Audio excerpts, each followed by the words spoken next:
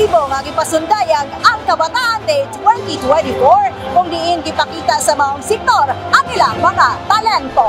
Nagmalampuson ang pagsaulog sa Kabataan Day subay sa pagsaulog sa ika-23rd araw ng Panabo kung diin gipakita sa mga kabataan ang ilang kaisog sa pagpasundayag sa katawhan nga adunay sagol nga kulbahinam nga dance moves sa kahanginan.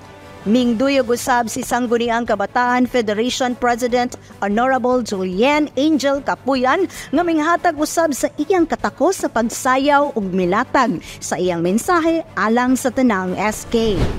Akong dakong kalipay nga malampuson gyud ang nahitabong Kabataan Celebration 2024 sugod pa sa Activity 1 nga gipahitabo namo ang tree planting dito sa Upper Likanan, which is daghan kay men in uniform ug mga SK chairperson ug mga CDYDC ang ni-participar. And of course karong gabi una na malampuson gyud ug nahuman na gyud ang Zumba Kabataan, and hopefully next year na pod mapalampuson ug mas maayo pa ang atong Kabataan Day. Nalingaw ang mga kabatanunan sa ilang gipakita nga mga performances sa ilang katakos sa Dance with the Beat o Zumba competition. Apil na ang pagpasundayag sa ilang pinasahi na talento sa talentadong Panaboans.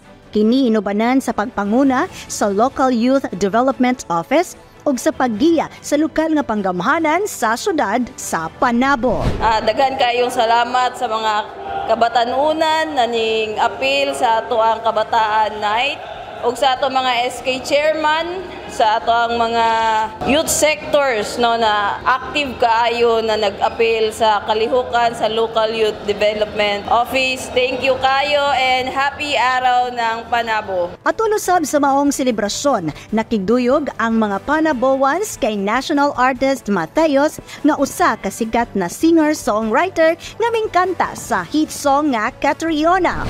Miss Dali, sobrang solid ng crowd dito. After pandemic, yung mga napagdaanan kong gig, sure ako na isa to sa mga pinaka-solid na crowd and very welcoming sila. So, gusto kong bumalik dito and maraming salamat kay Mayor for having us. Syempre, maraming salamat Panaboans.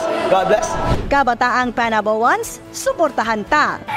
Kauban sa camera, Richard Ligtas, kini si Dali Amag nga gikan sa City Information Office Broadcast Services alang sa Frontline News Panabo.